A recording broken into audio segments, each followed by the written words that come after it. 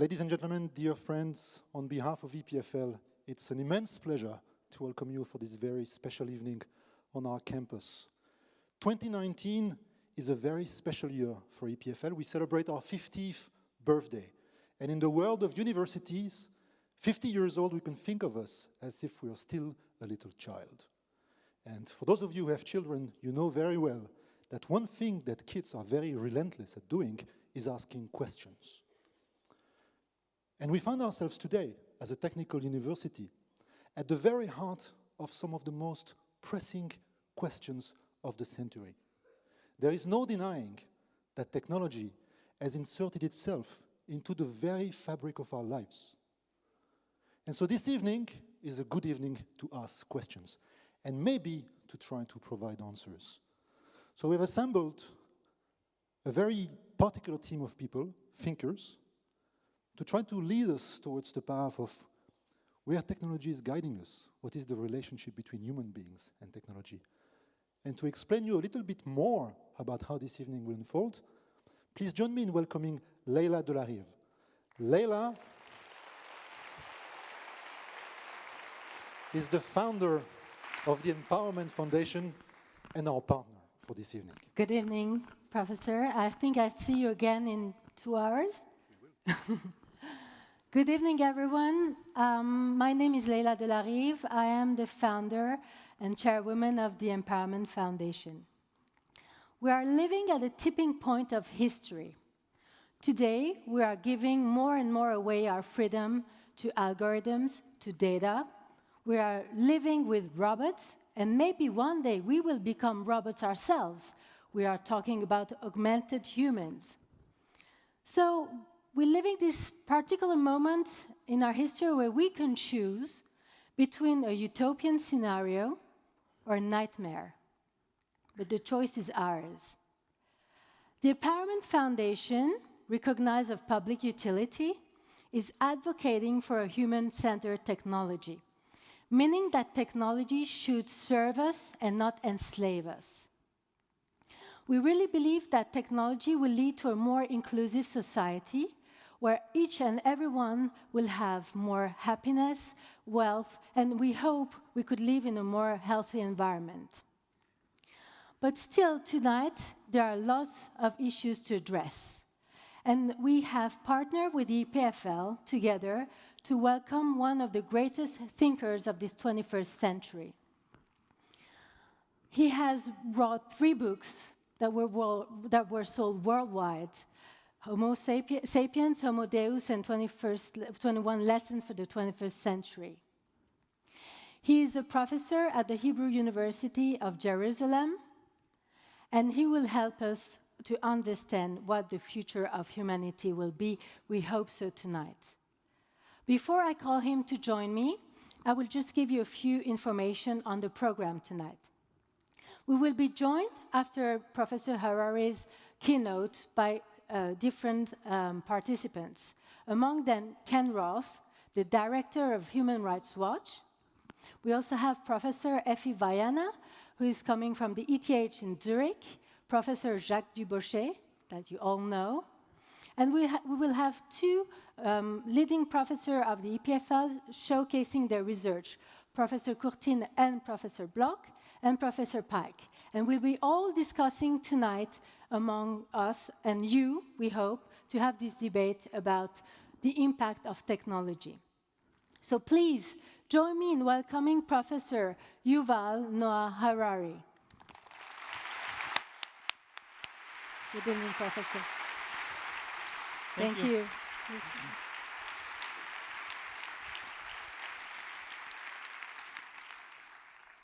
Thank you, everyone, for coming to this event to discuss our future, hopefully our common future as humans. And maybe the most important thing to know as human beings in the 21st century is that we are now hackable animals. And this is the result of the combination of 2 enormous scientific and technological revolutions, as a revolution in infotech and the revolution in biotech, which in the past decades have evolved separately, but are now combining to a single revolution which, as I said, results in really the ability to hack human beings. There is a lot of talk about hacking computers and smartphones and emails and bank accounts, but the really important ability is to hack the human animal. And this is based on the insight that is coming not from AI, not from infotech, but the insight that is coming from the biological sciences, that organisms are really algorithms. And therefore, algorithms can hack organisms. For those who like equations or understanding reality in the shape of equations, then the equation I can offer to understand what's happening in the world right now is B times C times D equals A, which means biological knowledge multiplied by computing power, multiplied by data, equals the ability to hack humans. Now, to hack a human being means to understand, let's say, me, better than I understand myself. To understand what I feel, what I think, what I want, better than I understand it. And once this is possible, it means that whoever understands me better than I understand myself can not only predict my decisions and choices, but can also manipulate my decisions and choices and increasingly take decisions on my behalf. It means the shifting of authority from humans to algorithms. Now, a lot of governments and corporations and institutions throughout human history had this ambition to understand and control humans. But it was never really possible because they never had the biological knowledge, the computing power, and the data necessary to do it. Even just a few decades ago, let's say the KGB in the Soviet Union, the KGB could follow you around everywhere, 24 hours a day, observing, recording, who are you talking with, where you go, what you do. But the KGB did not have enough biological knowledge, enough computing power, and enough data to really decipher what was happening within you, what was happening inside your body, inside your brain, inside your mind. Now, for the first time in human history, and if not now, then in 10 or 20 years, at least some corporations and some governments will have enough biological knowledge, enough computing power, and enough data to systematically hack millions and even billions of people. And if this happens, and if we don't take countermeasures, this could mean the end of liberal democracy as we've known it, and the end also of free market economics as we've known it. Liberal democracy is based on the insight that the voter knows best, and that the voter is the ultimate authority in the political field. And free market economics is based on the idea that the customer is always right, that the ultimate authority in the field of economics is the desires of the customers. So the government, the political government, should represent the will of the people, and the corporations should serve the will, the desires of the customers. But what happens if the government and the corporation cannot just anticipate the will and desire of the voters and customers, but also manipulate and control them? And this is not a hypothetical question. And questions about human agency and about the very meaning of free will, whether there is such a thing, have bothered philosophers for thousands of years. There is nothing new about the philosophical arguments. What is new is the technology.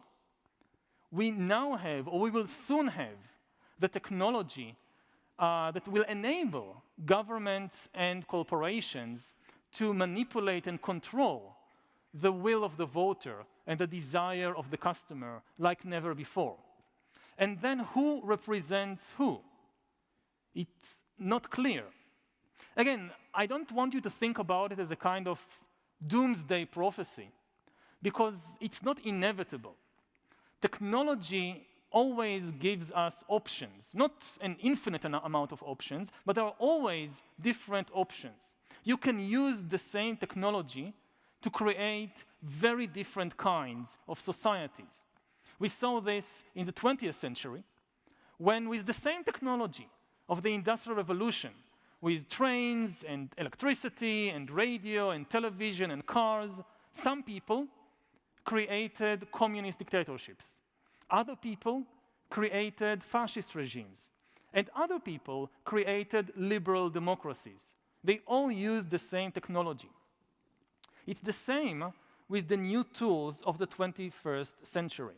Information technology and biotechnology can be used to create completely different kinds of societies, really all the spectrum from paradise to hell.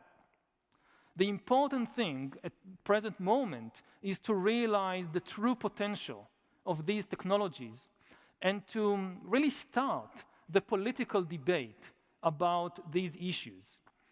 Engineers and scientists in places like this may realize the true potential of the new inventions, of the new discoveries. But the political system and most of the public still hasn't realized what we are facing, what the new inventions and technologies really mean. So it's the job of historians and philosophers and social scientists to form a bridge between the engineers and the geneticists and the biologists and the general public, and to really change the public conversation, change the political conversation. I think that this should be one of the most important issues in every elections around the world, in every public discussion around the world.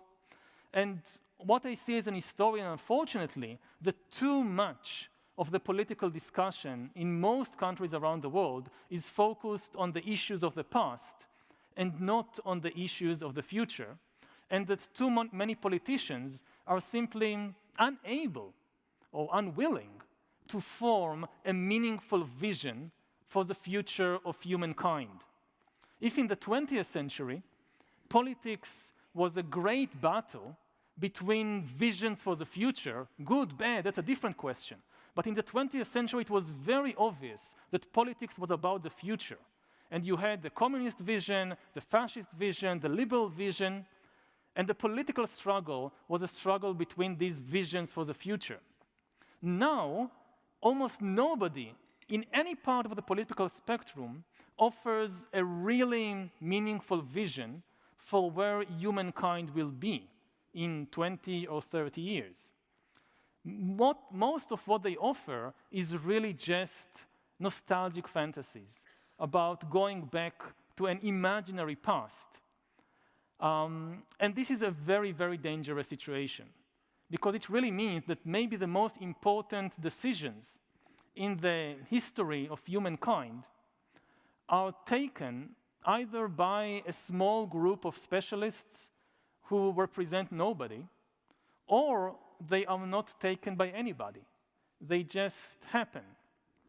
And this, again, may be part of this process of shifting authority from humans to algorithms. In 2019, humans still have agency, but we don't have a lot of time. Within our lifetime, this shift of authority from humans to algorithms might reach a point when most humans are simply incapable of understanding what is happening in the world. Even most governments and heads of state will not be able to really understand what is happening in the world, and more decisions will be taken on our behalf by algorithms, which is why the question who designs these algorithms and on what ethical basis is extremely crucial. So I hope that the discussion we have today in the coming hour or so will help not just to enlighten us about these issues, but to really spark a public conversation and a political conversation about this. Because again, as maybe as a last remark before we really begin the debate, to take a long-term historical perspective, there is always a connection between technology and politics. Technology often defines what are the main political issues of the day. In ancient times, the most important asset in the world was land, and the most sophisticated technologies were the agricultural technologies, which was a basis for agricultural societies. So politics was largely a struggle to control land. Then, with the Industrial Revolution, the most important asset in the economy changed from land to machines and factories. And politics, over the last 2 centuries, increasingly became a struggle to control the machines, the factories, the industry. Now, data is replacing machines as the most important asset in the world. And the main political struggle is no longer about machines, it's about data. Those who control the flow of data in the world control the future, not just of humanity, but maybe the future of life itself. So I hope that this debate we are having today will help ignite or continue to ignite the public interest and the public debate about these issues. Thank you.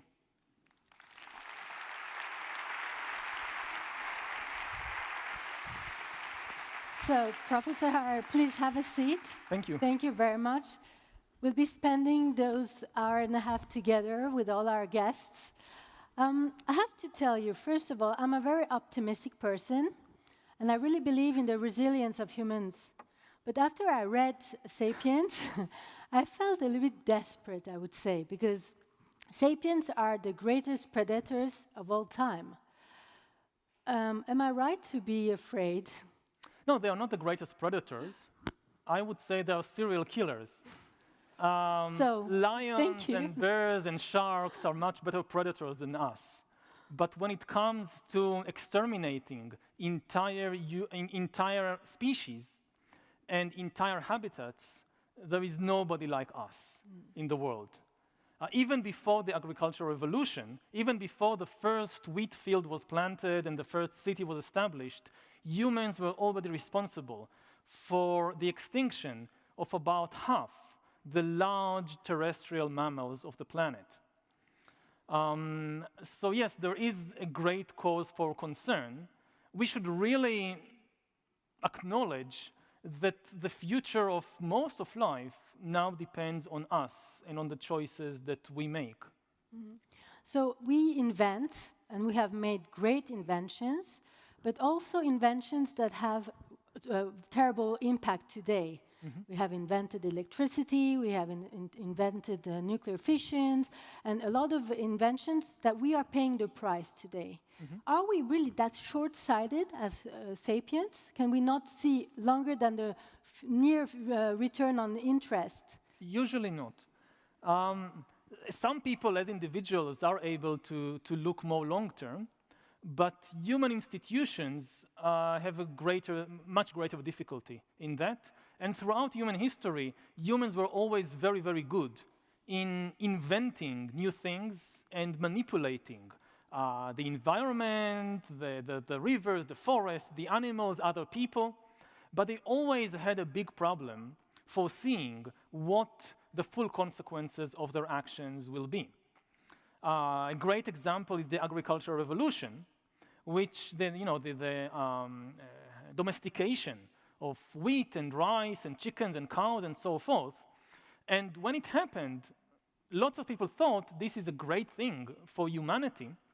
But actually, for most people, life after the agricultural revolution was much harder than before. For a small elite, the kings, the priests, the emperors, they had a very good life afterwards. But if you were a simple peasant in ancient Egypt or in medieval China, your life was actually much harder than before the agricultural revolution.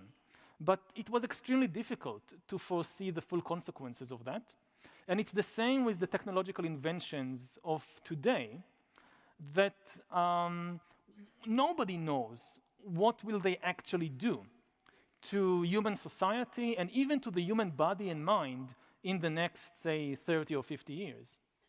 So, but is there a way to, I mean, at least if we don't know what's going to happen, with all the data that we have, with artificial intelligence, predictive systems, will it help to take the good decisions?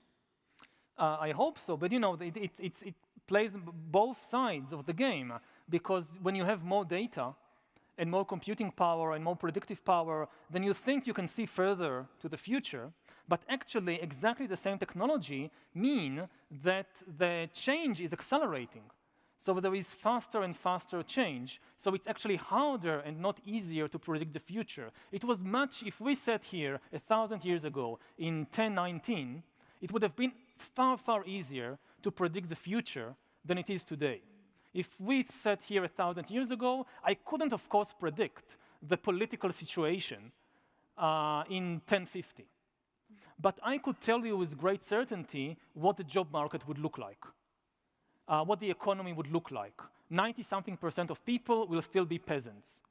And so if you think about what to teach young people today, a good bet would have been teach them how to herd cows and make cheese and plant rice and grind corn.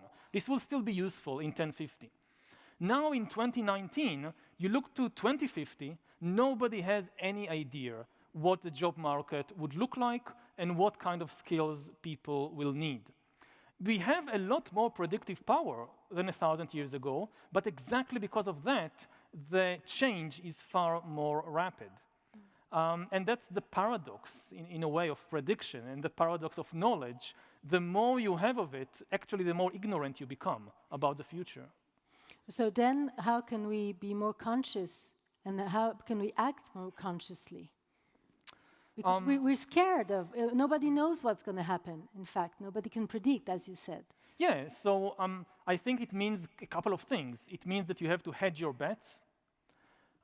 In terms of education, it means, for example, don't teach young people a particular skill. Don't place all your bets on the idea that this is what people will need in 2050. They will need to code computers, so let's educate them to do that, because maybe by 2050, actually, AI will be able to code better than humans, so this will not be necessary. So it's a far safer bet to teach young people resilience and mental flexibility, because we don't really know what kind of skills they will need to learn. We do know that they will have to change. And similarly, when it comes to political and social systems, I think the key factor is, or the two key factors, is balance and cooperation. It would be extremely dangerous if too much power and too much data, and data now is the raw material of power, if too much data is concentrated in few places, either in a few corporations or a few governments or a few countries, we need to, as much as possible, disperse power and data to more locations. And secondly, we need, again, another safe bet is that we will need global cooperation. The only way to prevent the worst case scenarios is if enough countries cooperate on that. If not, what you get is an arms race, and over the last few years, especially the last 2 years, we have seen an accelerating arms race in AI between the US and China, and a couple of other countries are joining in. And we are likely to see a similar arms race in biotech soon enough. And if this happens, it means that it will be extremely difficult to prevent the worst case scenarios, because even if you explain to people the dangers, everybody will say, well, we are the good guys, we don't want to do this dangerous thing, but we can't trust our rivals not to do it, so we must do it first. That's the logic of the arms race. And if we enter, and we are entering, a technological arms race in fields like AI, this is the worst news possible at the moment. We're going to talk about that later with Ken Roth. But coming back to data, the fact that we are losing our privacy, our freedom every day, and we're giving our data away everywhere that we go, how can we stay free? First of all, we maybe need to realize that we were never as free as we thought we were. There is increasing evidence that if by free you mean free will, then this was always an illusion.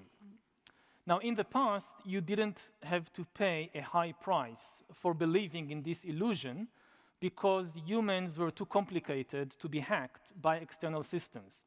So even 1,000 years ago, many of your desires and decisions did not reflect free will. They reflected all kinds of biological and cultural factors. But you could still believe in free will because nobody could really understand how you make decisions and nobody could manipulate people on scale. Now, free will might become one of the most dangerous illusions in the world because the easiest people to manipulate are the people who believe in free will, because they don't believe that anybody can manipulate them. If my desires, I mean, it's not a very complicated philosophical issue. Just the next thought that pops up in your mind, or the next desire that pops up in your mind, where did it come from? Now, if you believe in free will, then you say, well, this just reflects my freedom. And that's the end of the investigation. You lose all curiosity and also all suspicion about where your desires and thoughts are coming from. You just answer, they reflect my freedom. But when you really look at it, I didn't choose to think this thought. This desire, where did it come from? If your curiosity is really aroused by this and you start investigating, you realize that your desire reflects a large number of biological and social and cultural factors which are not under your control, but might be increasingly under the control of somebody else. And again, philosophically, this was also always a fascinating issue. But now it shifts from the realm of philosophy to the realm of engineering and to the realm of politics, because now at least some corporations and governments are gaining the technology to manipulate and control human desire on a massive scale. So I would say about freedom, we should realize freedom is not something you have. Freedom is something you need to struggle for. If you start with the idea, the assumption that I have free will, any desire that pops out in my mind, this is my free will, freedom means exercising my desire, then you're already a slave. You're already a slave not of your biological mechanism, you're already a potential slave of somebody who knows how to pull the levers of what really causes you to desire one thing and not another. If you realize it, and you start at least investigating what's really happening there, this is the road to actually fighting and gaining real freedom. But then if we compare your definition of free will to the fact that, okay, we have a gut feeling and that's maybe what pops up and we suddenly think, okay, this is what I think. But on the other hand, if you have all the information in your hand to take a decision, why this decision isn't based on your free will? First of all, you can never have all the information, certainly not the amount of information that today are potentially available to an algorithm. Usually when a human makes a decision, humans make decisions on the basis of just, 3, 4, 5 data points.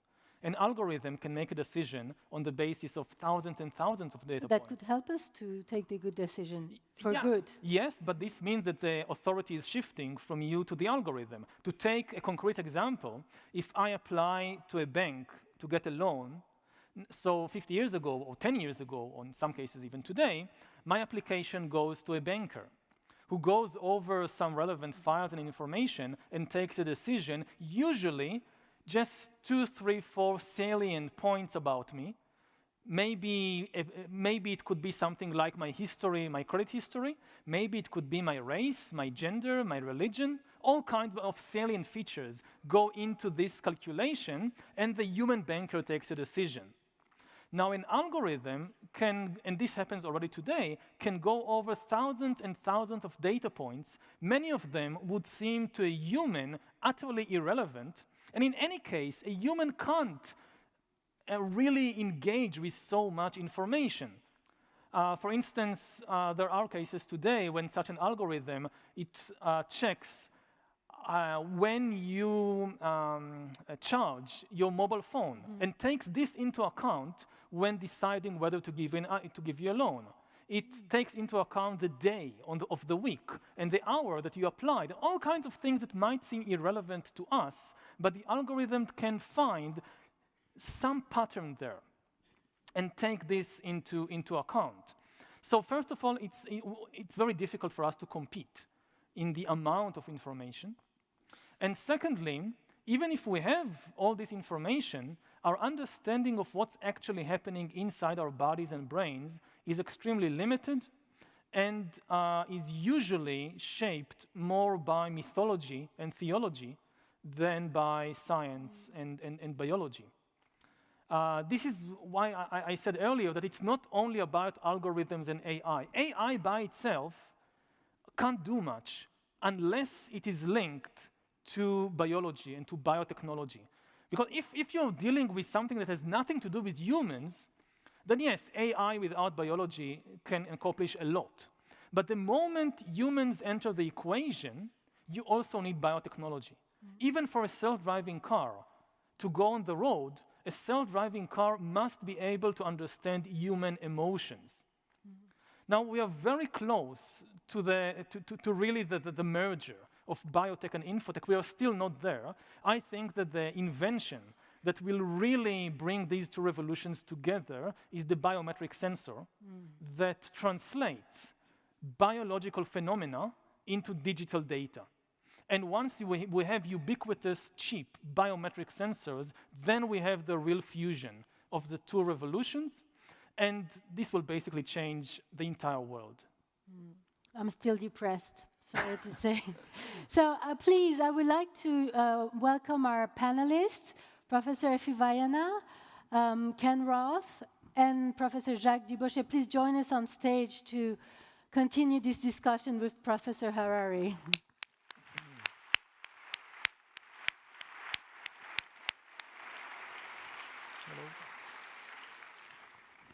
Good evening, Professor Vayena. You are coming from the ETH in Zurich.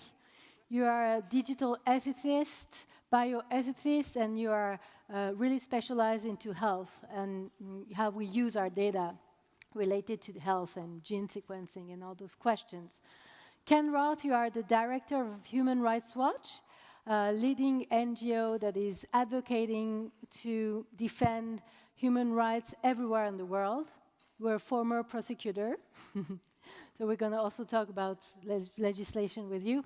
And Professor Jacques Dubochet, Nobel laureate 2017 in chemistry, and you are an environmental activist, we can say, so we're going to talk about environment tonight.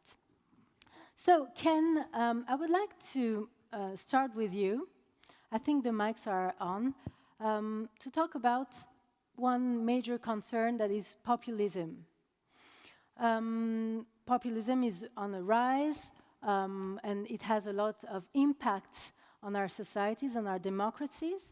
What is your vision, your point of view regarding the rise of populism, the backlash on tech, on also the environment issues, and the fact that technology may be used by those populist authorities will have an impact on human rights? Right. Well, thanks, Leila. Let me quickly answer your question and then try to relate it to Yuval's points. Populism for me is a phenomenon in which leaders gain power by essentially demonizing some unpopular minority. It could be gays, it could be migrants, it could be people of a certain religion. And then once in power, they systematically go after the checks and balances on their authority by attacking independent judges, independent journalists, independent activists, the elements of democracy that ensure that an executive is accountable to the people. So that's the essence of what populism is, the rise of authoritarians. And you see this every place from Viktor Orban to Erdogan in Turkey, Sisi in Egypt, Duterte in the Philippines, Trump. There are plenty of them. Now, to relate this to what Yuval is talking about, and I think that the technological innovation that has made it easier for populists to gain and maintain power today is the emergence of social media.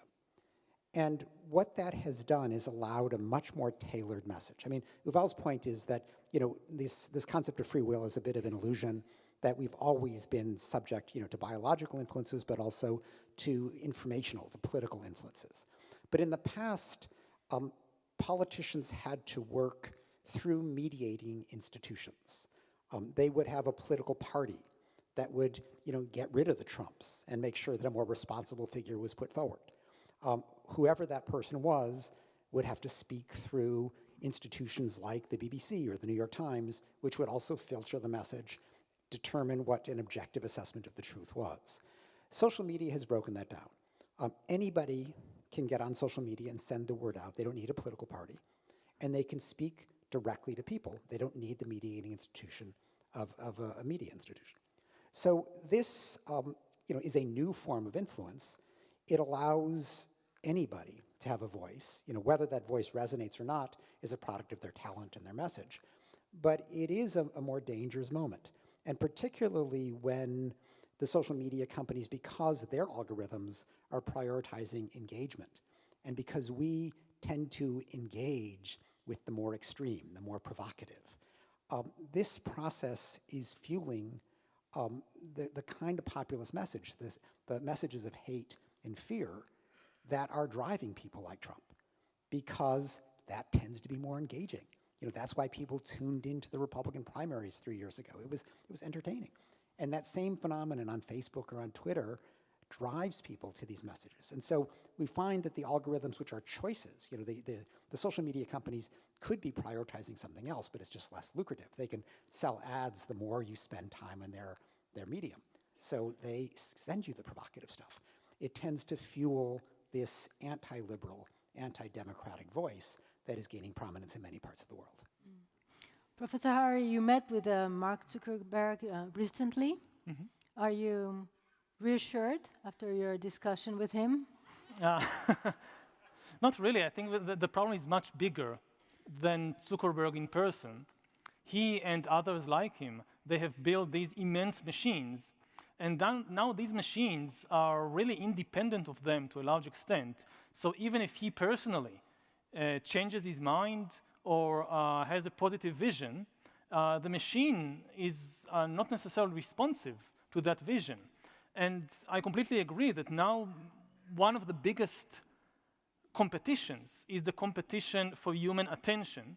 This becomes a very important resource. Everybody's competing for that. And the easiest way to grab human attention is by pressing the fear button, or the hate button, or the anger button. And because the entire commercial system or business model of these social media giants is based on grabbing people's attention, they are almost forced to do these kinds of things. And so I think it's much, much bigger than any individual person and his or her vision. And we need to really change the basic model of the social media industry and of the tech industry. I mean, the really annoying thing is that there is actually it's not a lot of money. They don't make so much money out of these advertisements. It's amazing to think what political damage is being done for so little money. Another major concern, if we can say so, or at least a point of discussion, is China. So, Professor Harari, I'm quoting, maybe it's not right, but China is behaving like an adult who is tackling the issue of climate change and the global agreements needed to contain it. Mm-hmm. This is what you said. And on the other hand, can you see China as a country where human rights are highly at risk? So can we mediate between your two visions? No, it's just complicated. I mean, you know, a country can be positive and proactive in dealing with one issue and being backward and negative dealing with other issues. But maybe we have a bias in the way we see China, so maybe you can help us to see it differently? Mm-hmm. Yes, I think that certainly in the last few years, there has been this rising hysteria about China, that China is gaining on the West, on the USA, on Europe, in economic terms, in technological terms, and this is fueling the current mentality of an arms race.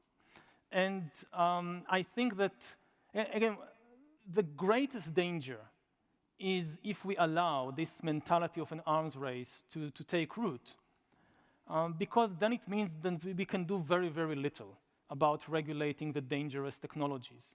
Whatever you warn people about, they will say, yes, we don't want to do it, but the Chinese are doing it, so we must do it also. And when you go to the Chinese will say, yes, we know it's dangerous, and we don't want to do it really, but the Americans are doing it, and we can't allow them to be ahead of us. Now, what really happened, I think, also in the last 2 or 3 years, is that America, the United States, has voluntarily resigned its position as leader of the world and as leader of the free world. Now, you can argue to what extent it really fulfilled this role, but for decades, it at least aspired or pretended or claimed to be the leader of the free world. And then in 2016, basically the Americans came and say, we don't want this role anymore. We don't care about the world. We only care about ourselves. We don't see ourselves anymore as leaders. Nobody would follow a leader whose motto is, me first. And I still find it difficult to understand why it happened, and it could have been just an historical accident, but it doesn't matter. It already happened. And the rest of the world, in Europe, for example, can't wait. For decades, despite the upheavals in the American political system, there was a bipartisan agreement that it doesn't matter who is the party in power, America still at least claims to be the responsible adult in the world and the leader of the free world. And now this bipartisan agreement is broken. And the world cannot wait every 4 years to see who the American public will elect next time. So the good thing about it is that it forces other countries and other areas like Europe to take more responsibility. And maybe Europe can be a kind of mediator or a balance to try and prevent a full-blown arms race in AI and other technologies between the USA and China. Ken, maybe you want to talk about public privacy. You've just published something related. Well, let me talk about China here, because what Yuval is talking about, what is the dystopia of the future going to look like? The clearest, really, way into that dystopia is if you look at China today, and that's because China has become an uninhibited surveillance state. It is a government that faces no domestic constraints. It's a dictatorship. It has been able to silence public opinion. There is not huge pushback, and so it is operating in a way that, whether it's the Silicon Valley companies or various intelligence agencies, wish they could operate. And let me give 2 examples of this, and this will illustrate it. One is Xinjiang, the other is the Social Credit Index. Xinjiang is the region in northwestern China, principally where Uyghur Muslims live. And the Chinese see the Uyghur Muslims and other Turkic Muslims there as a security threat. So they have imposed a surveillance state like a sort that exists no place else in the world today. They have police who run around with little handheld devices. And my organization, Human Rights Watch, actually just reverse engineered one of those devices to see what does it show. And it shows that any police officer can gain access to basically 11 pages of data about every individual in Xinjiang. And this will show everything from their political reliability to who they hang out with, who their family members are, what their blood type is, how much electricity they consume, what happens if their phone ever goes dark, all these supposedly suspicious activities. And it'll then indicate, is this a person who should be interrogated, somebody who should be detained, what have you. That system has led to 1 million Uyghur Muslims being put in detention for re-education. Now, 1 million out of a Uyghur population in Xinjiang of 11 million. So basically approaching 10% of the population, obviously a larger percentage if you exclude children, are in detention today because according to this intensive surveillance state, they were deemed unreliable. they were too religious, they were too critical of Xi Jinping, what have you. So that shows you, what happens when you have a government that is determined to surveil for security purposes with no inhibition whatsoever. Now, they're beginning to roll this out across the country, and the form it's taking nationwide is something called the Social Credit Index. And the brilliance of the Social Credit Index is that it's a method of control that doesn't usually even need imprisonment. Because what it will do once it's operational, and they're moving very quickly toward this, is that everybody in the country will have a score. And it will be a score in part social reliability, do you take the garbage out? Do you keep your yard clean? Are you a nice neighbor? Innocuous things, do you jaywalk? But also political things. Do you criticize the government? Do you hang out with people who criticize the government? Do you appear on panels like this, which would definitely work against our score? Are you in the audience? And everybody gets a score, and then the government allocates different social benefits according to your score. Do you get to live in a decent city? There are finite good cities in China. Depends on your score. Do you get to send your kids to a good school? Do you get a passport? Do you get to travel on the bullet train? Do you get to see the latest movie? These little things that people want depends on their score. And so suddenly, because people want these things, they're going to start adjusting their behavior.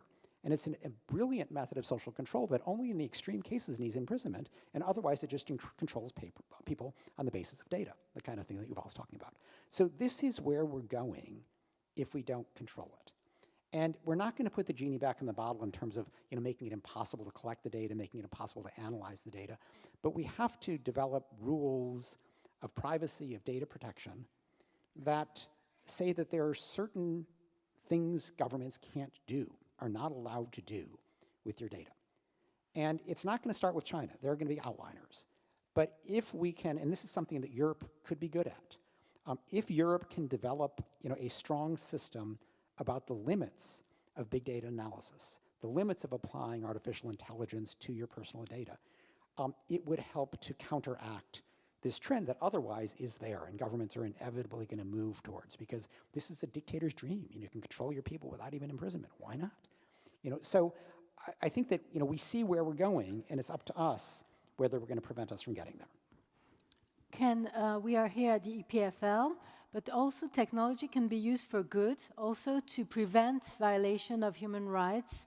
Maybe can you talk a little bit about what you are doing now at Human Rights Watch on that side? All right, well, just so we're not all negative news, there actually are good things you can use technology for, and I'll make this brief. But, Human Rights Watch, we have what we call researchers, basically investigators based around the world. And so, whenever there's a war, wherever there's repression, we've got people on the ground who investigate and report on what's happening, and we shine a spotlight on governments and put pressure on them to change. Now, governments have figured out that one way to stop us is to try to block us from getting to the site of the crime. Or sometimes it's just too dangerous to get there. And so we've actually been working with EPFL to develop a remote sensing capacity. In part, it's using satellite imagery. There's a Silicon Valley-based company called Planet, which is basically, they take a picture of the world every single day. And they've handed us $1 million worth of imagery, which is basically all we could use. And it enables us to say, these villages were burning down, or the Rohingya told us the Myanmar army burned down these villages. Can we see the pictures? And you can actually watch day by day as the villages are burned down, the bulldozers come in and clear away the rubble, and you completely corroborate the testimony of the Rohingya refugees. Incredibly powerful stuff. And we've done this in northern Sinai for the counterterrorism operation there. We've done it in northern Iraq. We're doing it now in northeastern Nigeria. And what's interesting is we're combining the satellite imagery with AI, because we now have way more imagery than we can possibly analyze. We got a couple people in Geneva trying to look at all this, but there's a limit to what humans can do. But we're training computers to look at massive amounts of imagery in certain hotspots around the world, and to tell us day to day, did something significant change? So that we can have an analyst look at it or send a researcher on the ground to see it. And what this has allowed us to do is, even if we can't get there, even if governments have blocked us, even if it's too dangerous, we can observe a lot of what's happening and call out governments for their misconduct. So do you have other examples of the tech used for good, like this one that you've seen with all the, if you've all, the questions first, sorry. Have you other examples that you are like, did you Yeah, I mean, obviously, I usually focus on the bad side because that's my job as a historian and a social critic. You can count on the entrepreneurs, on the CEOs, on the engineers to publicize all the wonderful things that the technology can do. So yes, I mean, to give one obvious example, if you think about self-driving vehicles. So every year, about 1.25 million people are killed in car accidents and traffic accidents. And most of these accidents are caused by human error. So self-driving vehicles are likely to save 1 million people every year. And that's wonderful. Similarly, with the combination of AI and biotech can provide billions of people with far better and cheaper healthcare than ever before in history. So, I mean, if there were no positive potential, it wouldn't be tempting. There is enormous positive potential, but again, it's the job of historians and social critics to shine a light on the dangers. And I would like also to comment on what you just said, that I think it is extremely dangerous what we are seeing developing in Xinjiang and in other places around the world. And again, I think that this part of the reason I fear the arms race mentality is that this will amplify it and spread around. I mean, if the legitimacy for a government like the Chinese government to do something like that to its population increases, the more it can present itself as being in a life and death struggle against an external enemy. And then also when you look at other countries like the US, like Europe and other countries around the world, which maybe will not be able or not even be, not desire to implement such a program in their country, if they are caught up in an increasingly escalating arms race, and again, this mentality of it's us or them, there is no third way, then this will lead to the continual spread of this kind of technology. And the Europeans will say, yes, it's a very frightening idea, but we cannot allow ourselves to remain behind. Not just in terms of the technology, but also in terms of the economy. If the social credit system means that Chinese companies, let's say, are far, far better than European companies in hiring people and hiring the right people and motivating them and getting the most out of them, then you will see increasing pressure from European corporations on governments telling them, you must allow us to do it here, something like that. Otherwise, we'll go bust and the Chinese will take over. So what do you want? And this is why I think that the logic of the arms race is so, so dangerous. Professor Vayena, you want to add something? And then we go to the augmented humans. Okay, yes, thank you. I've been thinking about your point of, the arms race kind of concept. And precisely what you're saying is what happened. In every conference I go and I talk about privacy, people tell me, well, if you have privacy, you won't have good technology. And the issue is presented as a conflict between innovation and progress and a human right, because I go back to the human right of privacy.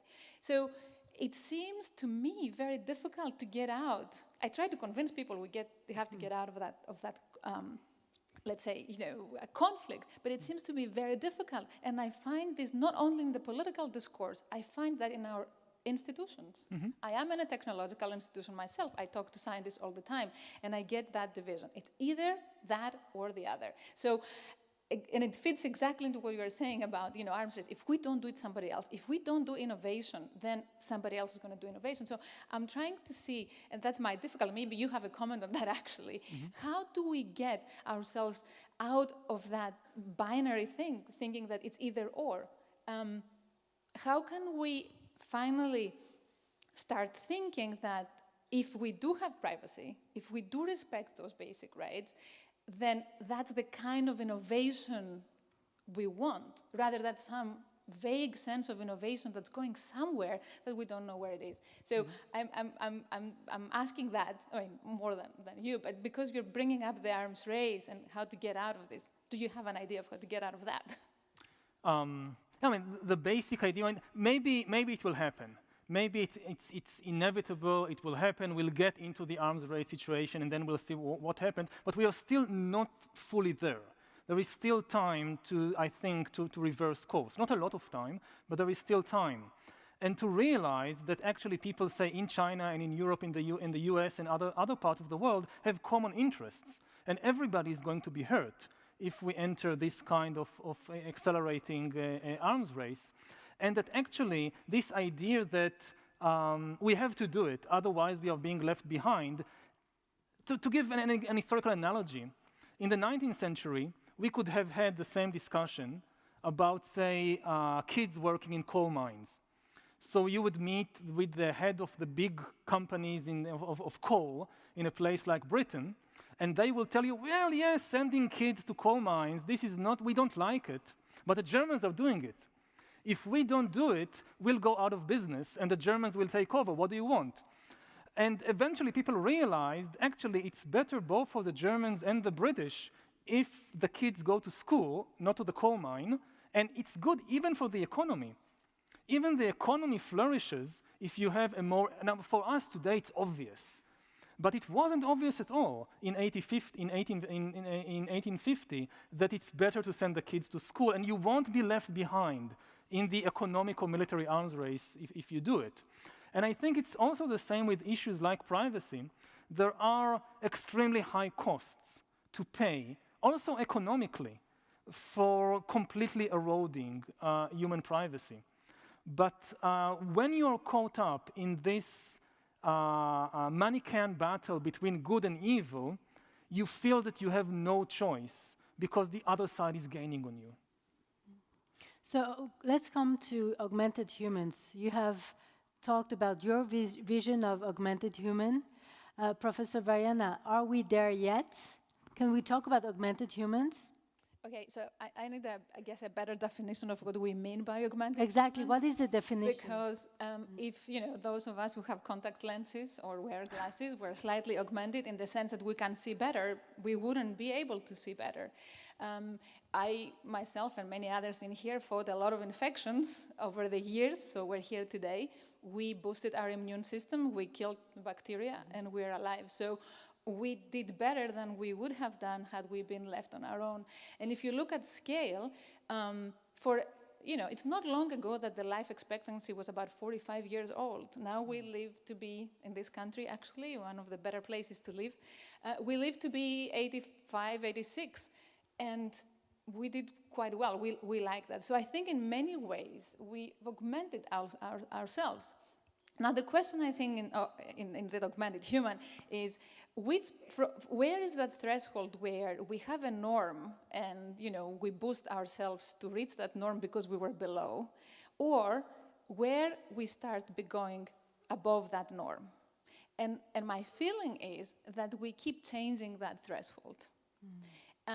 Now the bigger question is, how do we determine that move upwards, I think, because having now wearing glasses or having laser surgery or whatever, that's something we agreed is okay to do.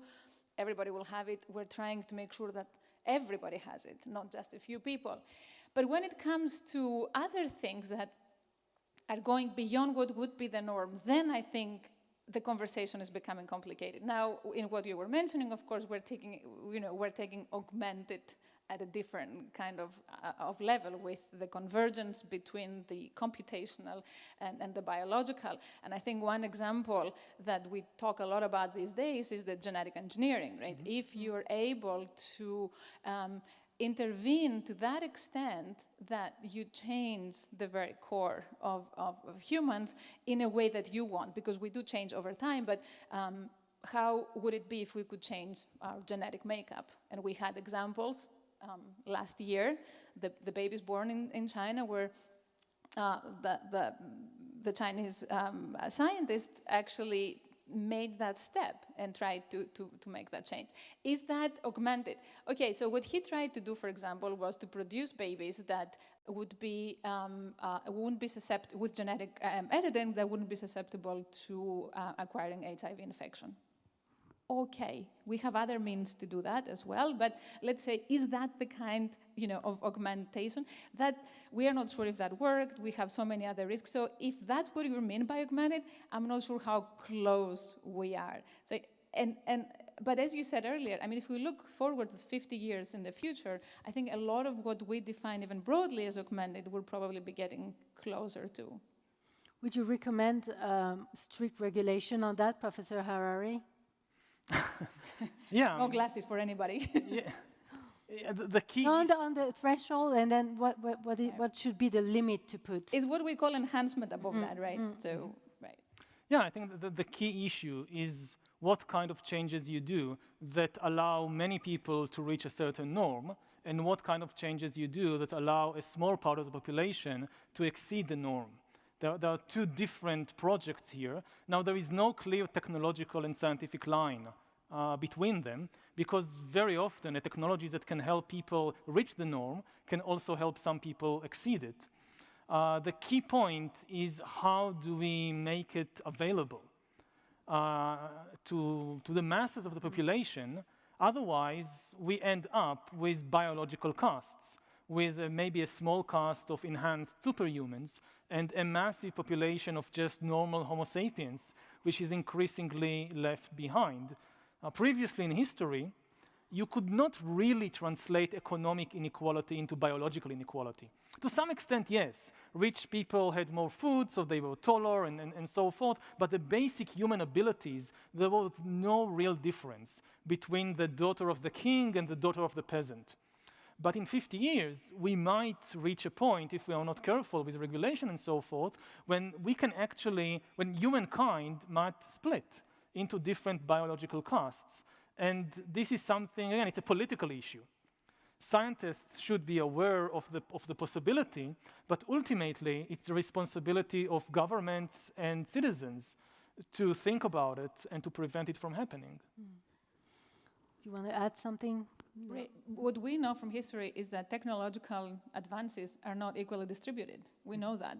Even if it's not the enhancement, if it's not the extra thing above the norm, things that would allow people to reach the norm, not all of us have them. And we have big parts of our world that don't have them. So if we were to judge by that, I would say it would be very difficult to imagine that all these advances would be suddenly equally distributed. And I would be very concerned about that as well. And so the question is, if how much that consideration becomes part of how we decide for what we are going. So if Project X seems fantastic, it is brilliant, our curiosity will be met and we'll be, thinking that we are superhumans. Is that the project we're going to pursue, provided that that's an outcome that we know it will benefit only a few?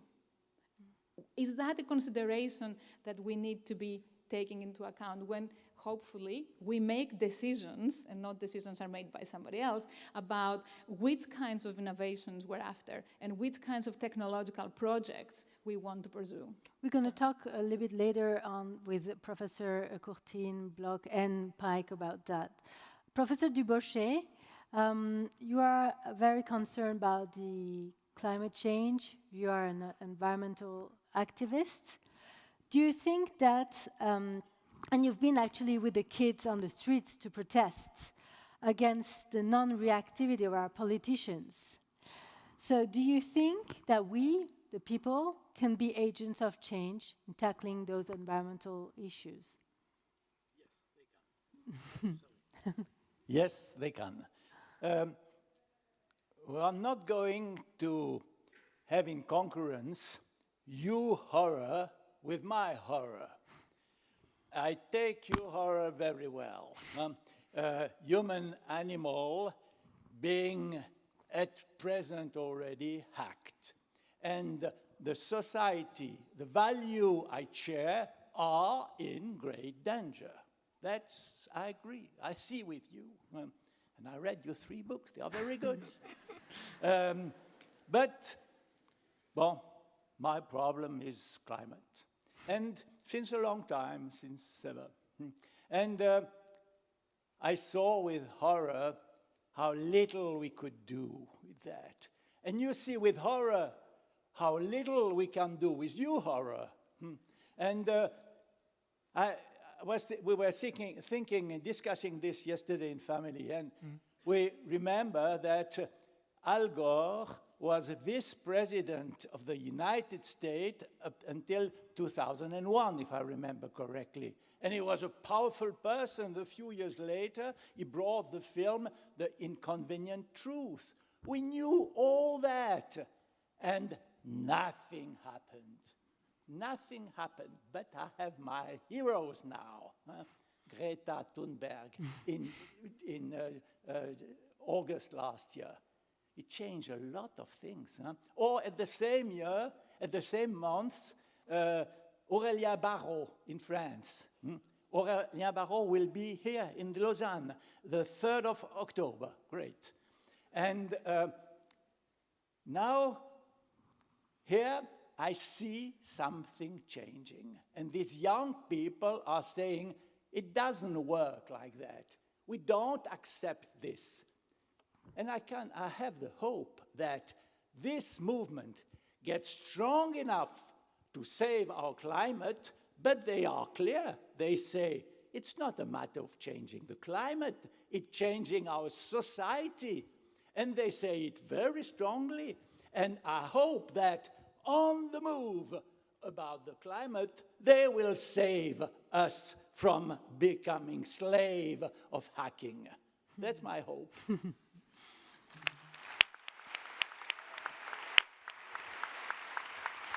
A quick question on that, Professor Harari. Global cooperation is needed, but we also know that it's a slow process. It takes ages to have international treaties. So what other solution do you see? The civil society rescuing the environment, what other solution do you see, like Professor Dubochet? Well, in terms of the climate, and yes, there are many things that individual countries can do, and many of these things are not even bad for the country. I mean, I think we should get out of this kind of, again, binary thinking that the only way to stop climate change is to destroy the economy. If this was the case, then there would be no hope. But I think it is possible to spread prosperity and at the same time to have far more responsible environmental policies. But again, the problem is that there is a limit to what individual countries can do. Unless you get at least a substantial majority of the main countries on board, it will be extremely difficult to prevent the worst outcomes of climate change and of the ecological crisis. And again, this goes back to the issue of inequality, that climate change will have a very different impact, at least in the short term, on different countries and on different social classes. So some countries and people are extremely concerned, but other countries are not concerned or even quite happy with the direction that the climate is taking. And I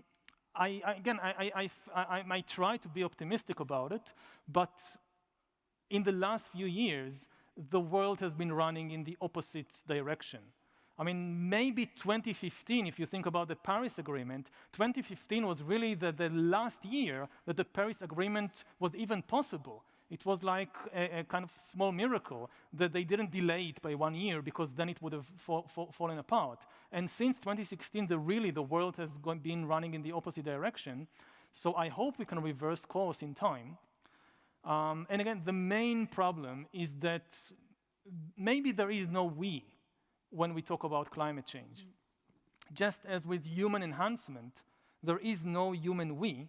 We are talking about different human groups with different futures and humankind splitting into different, maybe biological classes.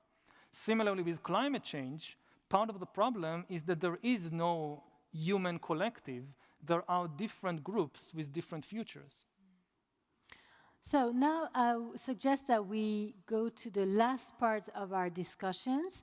And please welcome Professor Courtine and Professor Bloch on stage so that we can talk about their research, what they're doing. Professor Courtine is our specialist into neuro robotics at the EPFL.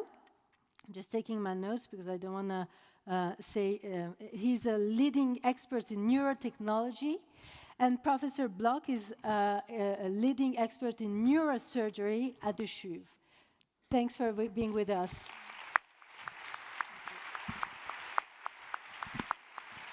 Good evening, and I will start by apologize because we're going to be a little bit provocative based on the recent discussions. And I will start by introducing David. David, 9 years ago, had a gymnastic accident. And now when his brain sends a command to activate his muscle, the signal is interrupted, leaving him paralyzed.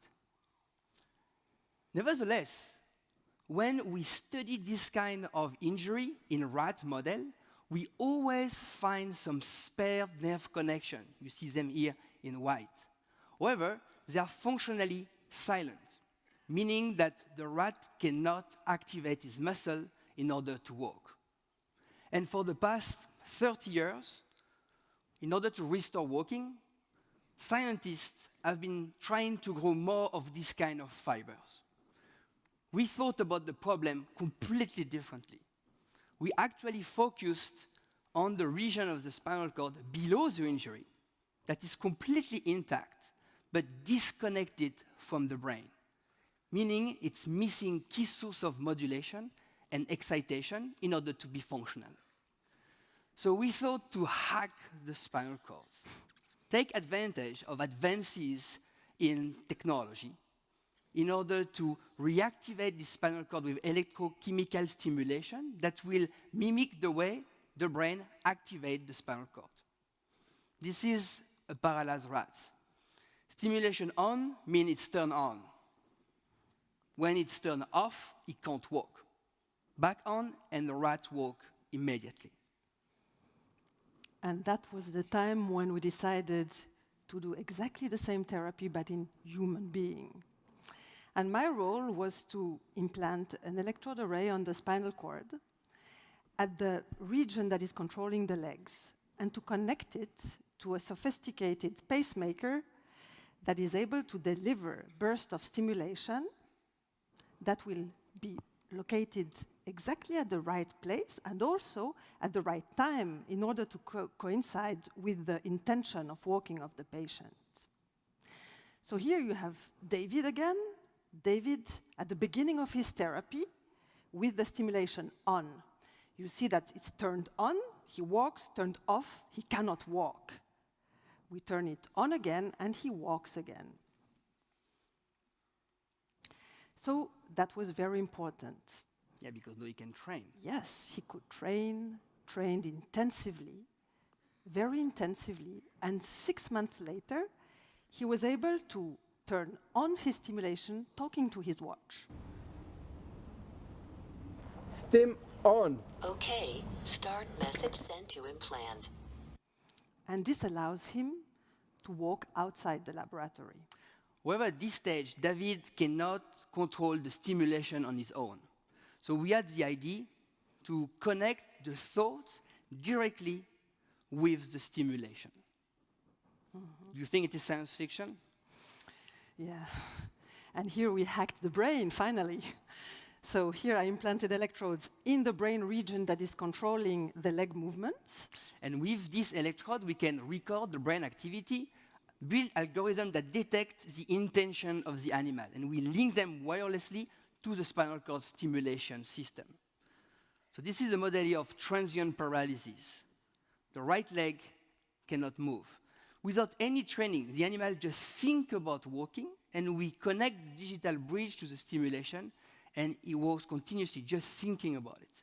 As long as it's on, he can walk. We turn off this digital bridge, and he cannot walk. So let's dream with me. Let's project ourselves 50 years from now. Imagine someone, the computer turned off. This is when the technology is not helping. Can you somehow restart the video? Or I just make magic mimicking? Yeah. Someone hacked the system. Imagine the future when this kind of technology can go to humans. So, someone will have the spinal cord stimulation system. We will also need more connection. So we will have, gene therapy, all the stem cell therapy to grow more connections. And maybe, no, it works.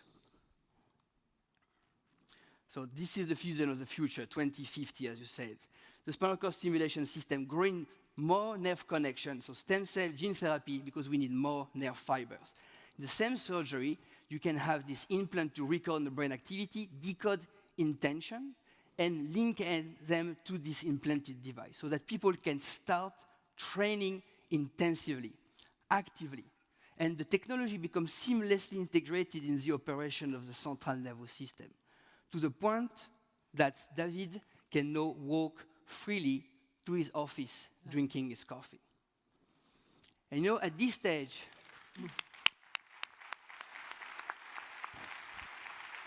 it is still a dream. But 15 years of research took us one step closer to this dream, the steps taken by David and 6 other previously paralyzed participants. And, now we ask you, is it a progress for humanity? Should we continue in this direction? Thank you very much. Thank you.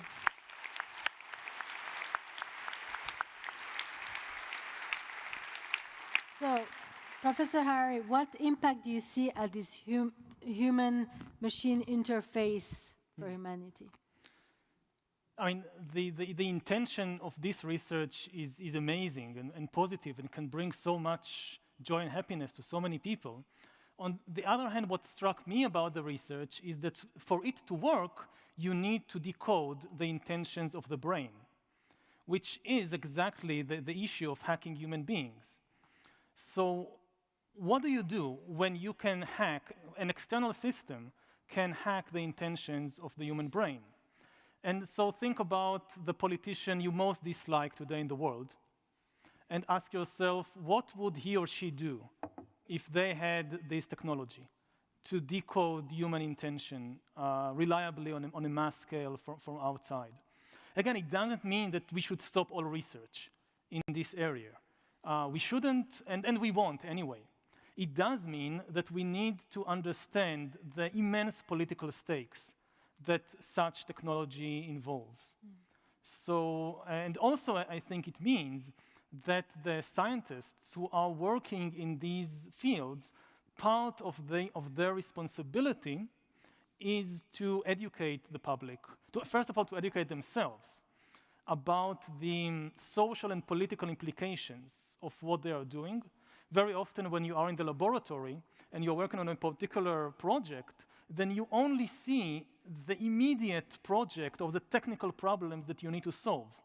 So part of it is thinking much more broadly, what are the implications of what I'm discovering and developing, not for the particular problems that I want to solve, like how to enable paralyzed patients to walk, but what will this technology mean on a greater scale for society and for the political situation, and then to educate the public about these issues so that politics doesn't lag too far behind the technological advances. But there's a gap now. Maybe, Professor Vayena, you can tell us more. There's a gap between the pace at which technology is evolving, and it's evolving very fast, and our response as politicians, legislations, there's a huge gap, and this gap will probably never be gathered. So how can we do, the work you're doing, Professor Vayena, what can you tell us about that? So anyway, fascinating technology, and congratulations. That's about, reaching the threshold of norm rather than enhancing. So I don't think there is, something to say against that. But it's absolutely true that we have such a fast pace in technology that our legal systems, and also our societal norms cannot catch up. I mean, it's quite difficult. What we're seeing at the same time is that even if we cannot change instantly our laws, we have other softer means with which we can decide where we want to go. And I think I have to say that although laws are the ones that are going to, they have teeth, they can make us do things that otherwise we wouldn't be able to do. I think this conversation we're having around, what are our soft law tools that can be a little faster in development, even if they don't have teeth. I do have, hopefully not naively, quite a lot of hope in that.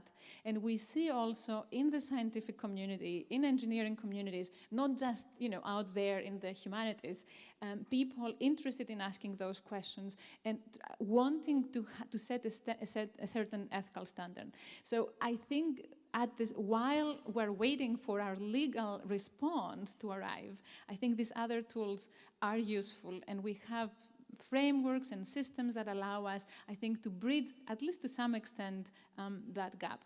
The challenging question would be, how do we do that at a global level? How do we that with, of course, the political situations and the different drives that we see in different continents and in different countries. But I have to say that, looking at how, take the biologists, the gene editing community, all of those, I think there's a lot of, I would say, sincere interest in, developing the standard, because it's not clear what the standard is. It's not that we got the right question, the right answer to should we do X or Y. That is something we're debating. But I think the first thing is that debate, to have it, to ask the question, to have the debate, and set the standard at the soft law still stage before we get more stronger response from regulation. Ken, you want to add something? Yeah. Well, I agree with Effy that it's laws are really just one tool. And to take an example that we're all familiar with, today there's an expectation that when you buy a product, that it will be produced with a clean supply chain. That even if there's 2 or 3 layers between, sort of miscellaneous sub-suppliers in your final product, that you're not going to find child labor there, you're not going to find forced labor, you're not going to find overt discrimination. And the truth is there are no laws that dictate that, but rather public expectation has come to demand that. And it's the possibility of a media expose or civic activism that has driven corporations to now abide by standards that go beyond the law. And those that don't are really dumb and short-sighted, and they'll get blown up at some stage in the media. So that is an example of the importance of the public setting standards. Now, at the national level, laws still matter. I mean, some of the stuff Yuval was talking about, if you go into the bank for a loan, the laws already say that there's certain things that the bank can't do. They can't say, oh, you're Muslim, you're not going to get a loan. There are laws against that. So we need to enhance those national laws. And that's easier to do than to get global standards. But because of this arms race that Yuval is talking about, we need global standards. And I think we've learned a bit about how to get there and how not to get there. The way not to get there is to insist on unanimity before you have a standard. And the example I'll give is landmines, which my organization, Human Rights Watch, was very involved in pushing for the treaty on, and we actually shared in the Nobel Peace Prize when we got it. We started off down the road in Geneva, where the rules at the UN were unanimity. And needless to say, many governments, including at that stage the US and the Chinese and the Russians, didn't want a treaty banning landmines. So they were going to just talk and talk and talk, and it would never happen. So we went to a few countries, Canada, Norway, and said, why don't you host a meeting where people who want a treaty can come and people who don't can stay in Geneva? And so they did that. And there was the Oslo process, where a group of people agreed on a treaty banning landmines. Said, leave the Americans and the Russians and the Chinese talking in Geneva, who cares? We got the treaty, and the treaty, although it was not universally ratified, it was, say, at first ratified by 100 or so governments, it became so powerful in terms of setting public expectations and stigmatizing those who didn't follow the rules, that even though the Chinese and the Americans and the Russians still haven't ratified the treaty, they don't dare use landmines. And the same thing has happened with child soldiers, with cluster munitions. We're trying to do it right now with killer robots, fully autonomous lethal weapons. The key is to start with a coalition of the willing and then expand out. Now, what makes this particular topic, though, difficult is that, landmines, we all know whether they're used or not. They go kaboom, it's easy, you can see it. But what do you do if you're developing, a hyped up surveillance system. To some extent, we can know that that's happening, but a lot of it is hidden in code and hidden in back rooms, and it's really hard to know. And so I think the challenge that we face is how do you develop norms when we don't necessarily know what governments are doing? I think it's still possible. It's going to depend on still the possibility of local exposés, of pointing out where governments transcend the norms that at least most of the governments of the world have endorsed, and then making them pay a reputational price for that failure to abide. I think that's the way forward in terms of global standards, not unanimity. Just a quick thing. I think, yeah. Yes, to that. It's not just the governments, though. I think the powerful corporations they need to be subject to similar scrutiny, because at the current moment, we have to look at those as well. And what we see in terms of, what also Yuval was saying, in terms of data control, flow of data, and therefore the development of technology is exclusively almost in the hands of some corporations. So their responsibilities are important as well, and they have to go on the same. I totally agree. And corporations are very susceptible to public pressure, beginning with their employees who don't want to do this stuff. But one of the solutions shouldn't be decentralization. If we are scared of being hacked, we could give that to an independent body, decentralized body, and protect it from states or governments, and maybe go more for a completely independent system from the state.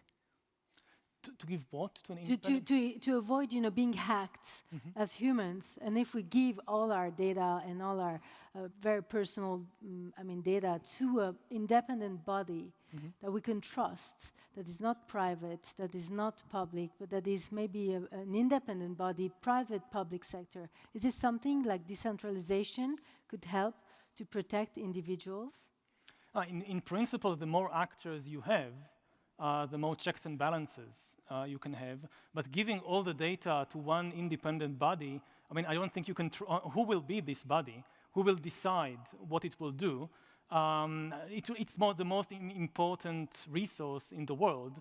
It has to reflect somehow the desires and the values of society. So it cannot be completely independent of the government. And in any case, even if you give all your data to one body, it doesn't prevent other institutions and organizations. The data, and it's not like land. With land, if you have a piece of land and you give it to somebody, that's it. That person or that body owns that land. But with data, it can be replicated any number of times. So I can give my medical records to somebody I really, really trust. It will not prevent all kinds of corporations and governments from trying to get the same or even more medical records, either by hacking that system or by independent means of surveillance. And with the rapid advance in the technologies of surveillance, it's going to be almost impossible for even today, individuals have very little idea what kind of data is being gathered on them every moment without their knowledge, and even if they don't have a smartphone or an email account or whatever. So now I would like to invite Professor Paik to join us on stage. Professor Paik will talk about the latest research that she's done that has been just published today in Nature. Professor Paik is a soft robotic expert. Thank you for joining us.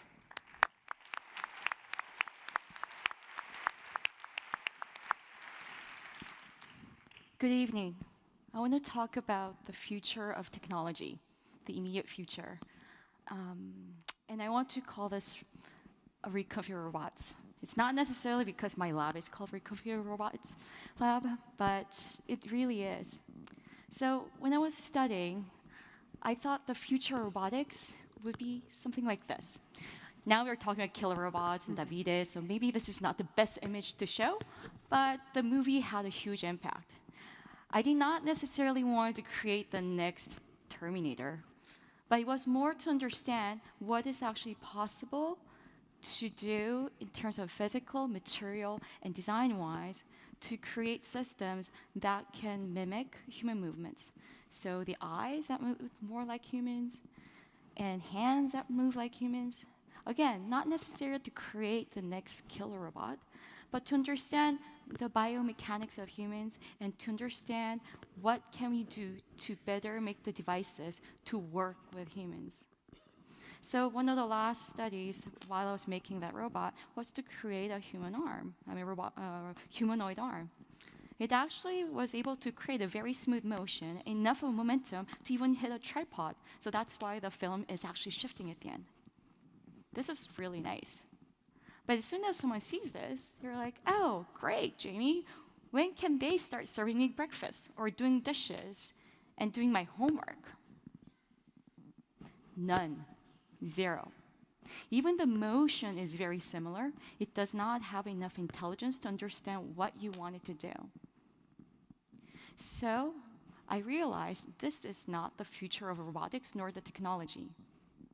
The next generation technology and robots that would actually help us will be a system that's more interactive.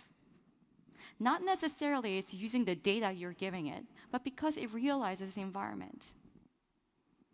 That required a huge change in the paradigm of designing robots. It sounds really complicated, but it's not. You've all done this. Origamis.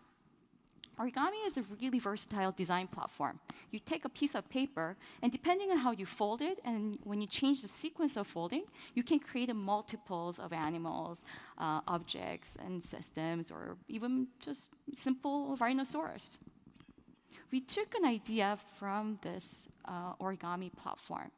Imagine having a robot that you don't really know what it needs to do immediately, because that's how the classical robots are designed. You know exactly what the task is. You want that robot to perform that task better than human, faster than a human, more accurate than human. But if you don't know what you want them to do, what kind of robots should you have? You rely on your additional help or another manual type of labor. So we worked on that idea. How about making a robot that does not know exactly what it needs to do, but interact with the environment? It reconfigures not only its body from a flat sheet of robot to a self-morph into a three-dimensional robot that, in this case, crawls. It goes from point A to point B. But what if the environment changes? What if it's no longer flat? What can it do? Normally, the mission does not go on anymore because it's a different ground.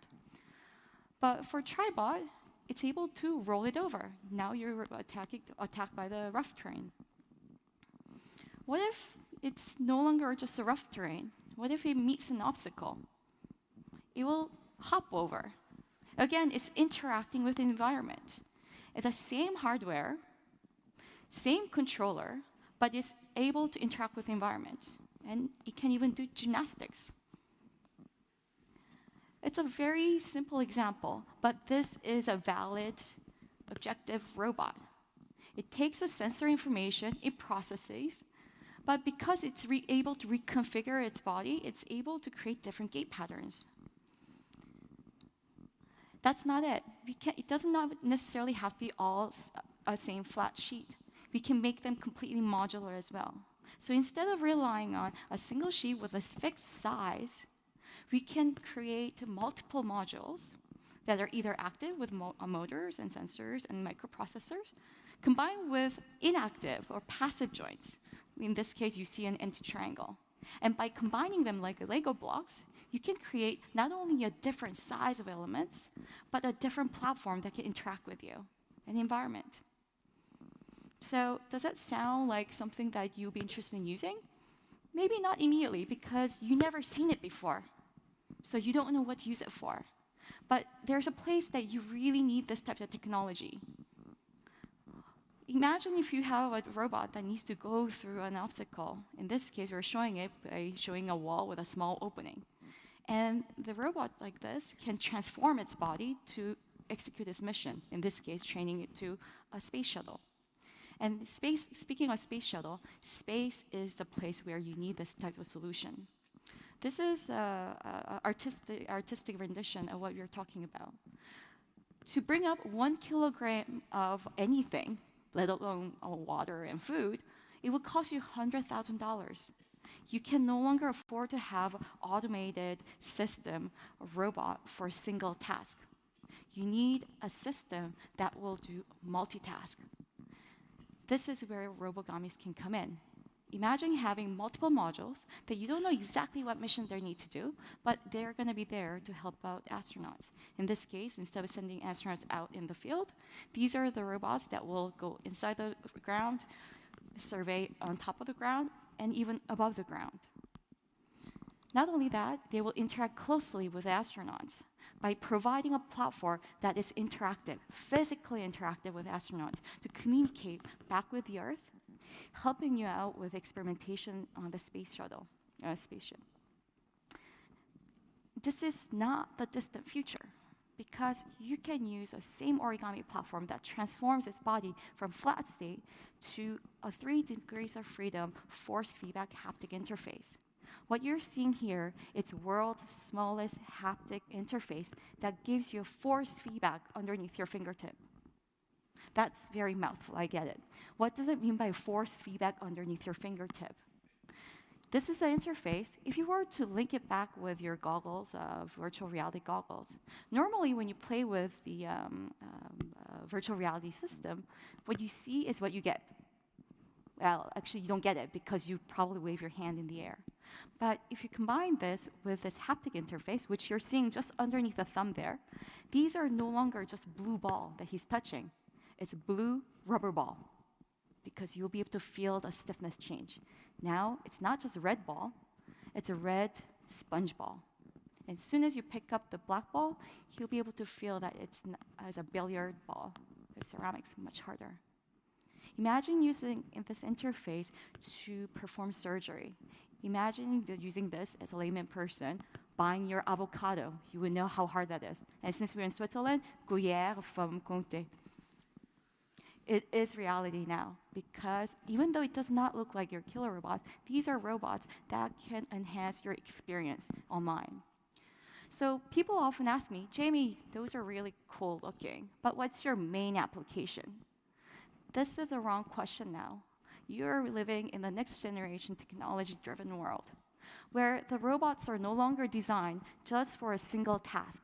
They're no longer optimized for a single task anymore.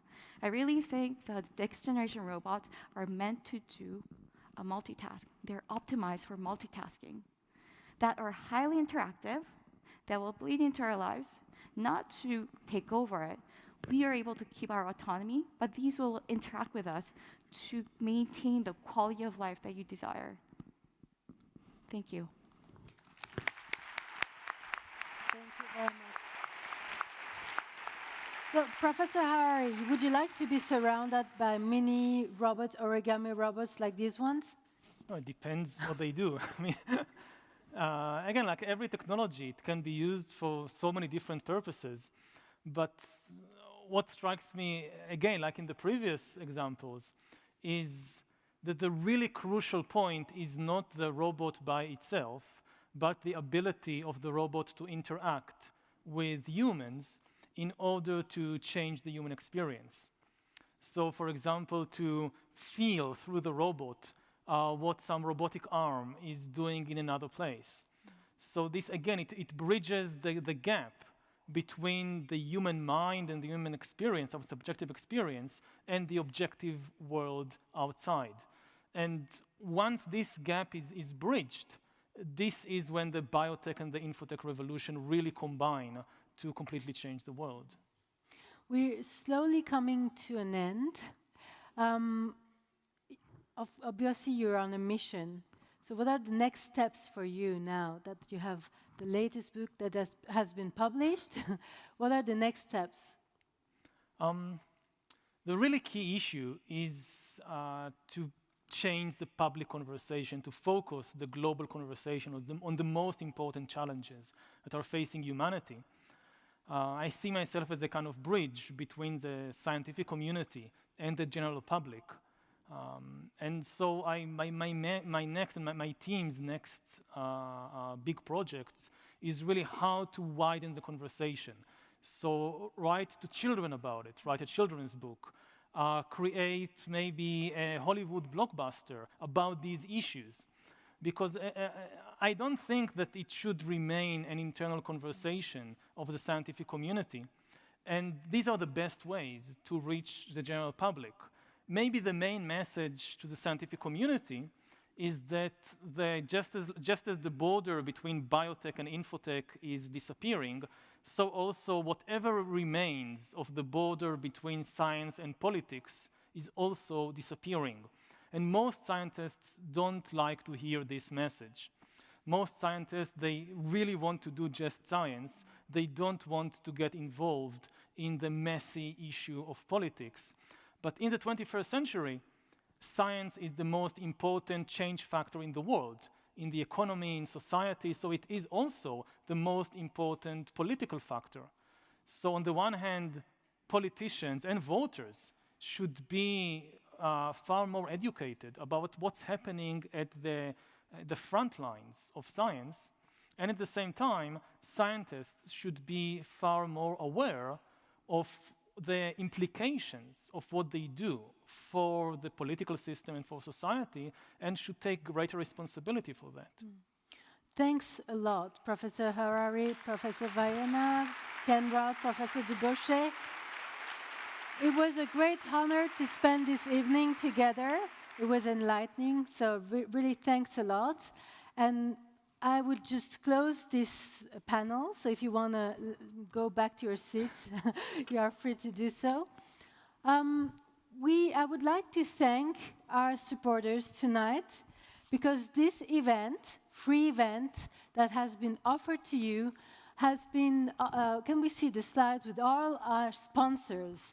I would like to thank the three main sponsors of this evening.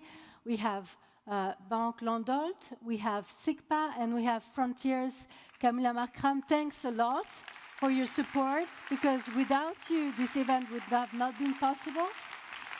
I would like to thank also the École Nouvelle. We talked about a new education system. The École Nouvelle was here, part of our sponsors. I'm a proud alumni of this school, and I really thank you for having supported tonight to welcome Professor Harari. And we have also, Nomads Foundation, the Biopol CXIO Foundation were with us. And of course, the Rada Zocco Foundation, Stephanie and Giuseppe Zocco. Thanks a lot for your support. The Banque Julius Baer, Imakina Arnaud Grobet, thanks a lot, because really it means a lot. We are on a mission. We have also on this mission our logistical partners, Hôtel Royal Savoie in Lausanne, Lausanne Limousine, and also Porsche. So on this mission, if you want to be part of it, please go to the next slides, and also on the website mfound.org. We need you to come with us and to be also empowered minds, because we've discussed tonight, if the debate is not among us, nobody's going to lead it. So if you want to be also a member, if you want to participate in other events like this one, please join us. You go on the website and you can decide to become an empowered member. Professor van der Ginst, please come back to me. We are reaching the end of this evening. I hope you had a great time all together. Professor, I leave you the stage. Thanks a lot. Oops.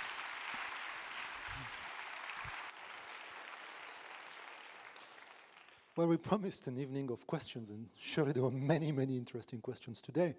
There were a few answers as well, and some trends. Leila, you started by confessing some lack of optimism at the very beginning of the evening. And surely there's a little bit of that. And I think maybe in 1 minute, if I have to summarize everything we said today, it's starting with that. The fact that technology is advancing at such a pace these days that, excuse me the pun, we certainly collectively feel disempowered sometimes. And what we really need to reestablish is this feeling that, in some sense at least, we are in command. And there's several ways, but at least two that were proposed to us today. One I certainly took note for myself is education. And not just education in the ivory tower. We need to put people in command of these tools. So we need to educate outside of universities, reach out to people. You were saying, Professor Harari, that you would go and make a blockbuster at Hollywood, or maybe a kid's book.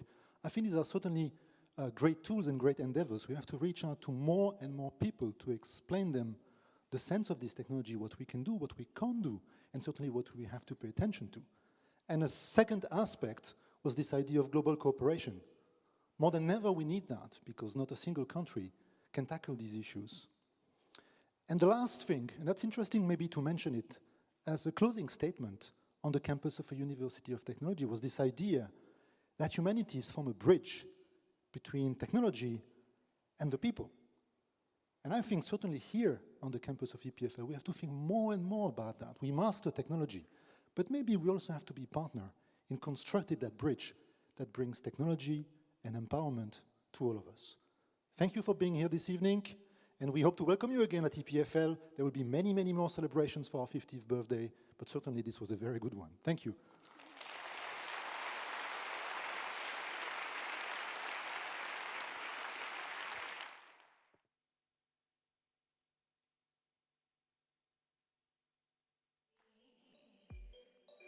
It was a little bit shady,